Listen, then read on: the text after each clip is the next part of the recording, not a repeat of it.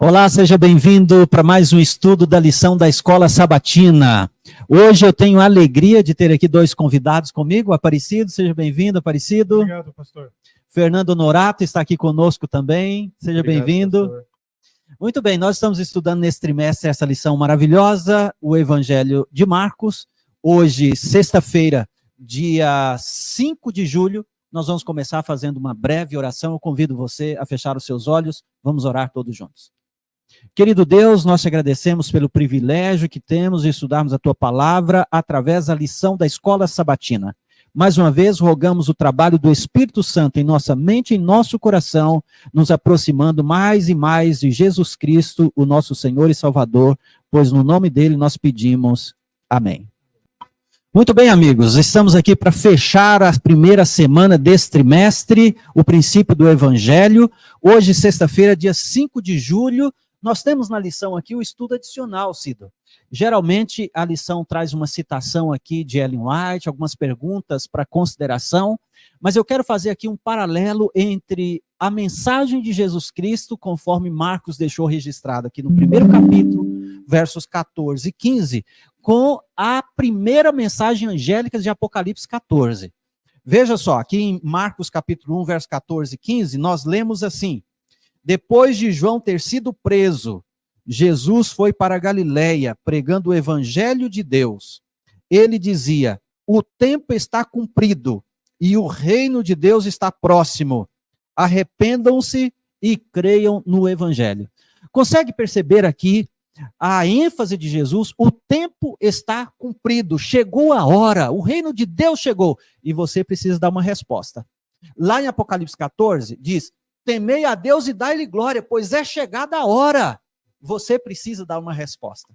Então tem uma ligação muito íntima entre o ministério de Jesus, o evangelho de Jesus e Apocalipse 14, que é a mensagem angélica do primeiro anjo.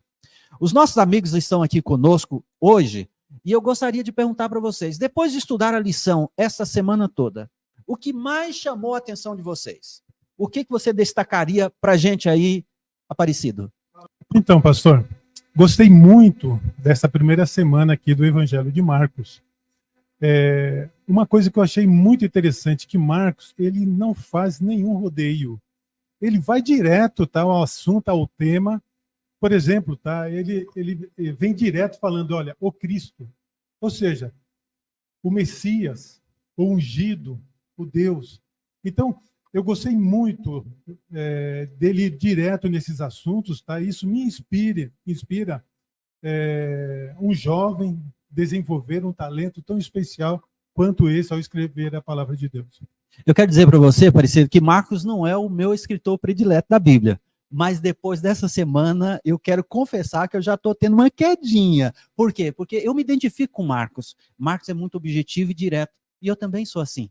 Ele não perdeu tempo. E parece que ele faz realmente questão de dizer, nem Jesus perdeu tempo. Ele tinha um objetivo, foi lá e alcançou. Fernando, e você? O que chamou a sua atenção? O que você destacaria para a gente aí no estudo da primeira semana desse trimestre? Pastor, esse autor, ele me chama muita atenção pelo seguinte, né? Um jovem, né, que teve um desapontamento ali na missão, né, ali com Paulo, e então Barnabé chama ele, né, tem uma segunda oportunidade com Barnabé, e depois ele se transforma nesse homem aí com uma capacidade incrível de entender, de compreender e ser direto e claro, como assim o próprio Cido disse. Eu acho muito interessante isso, o aprendizado que esse homem traz para nós, de recomeçar e fazer a missão acontecer em nossa vida, porque por amor a Jesus Cristo.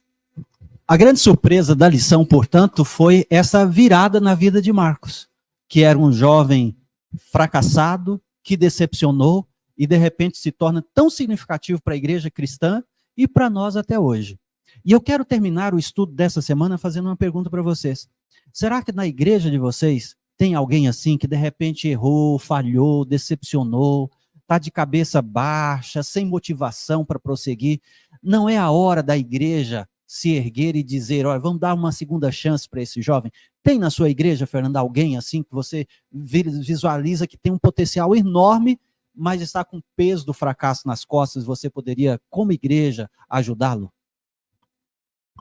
Pastor, na nossa vida cotidiana, a gente sempre encara pessoas que precisam do auxílio, precisa de uma experiência com Deus, né? Então a gente tem que ser, sim, como Jesus, de braços abertos estar para poder ajudar as pessoas a progredir no caminho. Então, com certeza na minha igreja tem, né? Creio que em outras também vai ter, não sei se do Cido tem, mas é muito importante a gente direcionar as pessoas sempre no caminho certo, que é o Evangelho de Jesus Cristo. Cido, lá na sua comunidade, tem alguém assim que você poderia agir com a sua unidade da Escola Sabatina para que ele se torne um Marcos nos dias atuais? Com certeza, pastor, tem sim. E seria muito interessante, tá, as pessoas se colocarem no lugar de Marcos.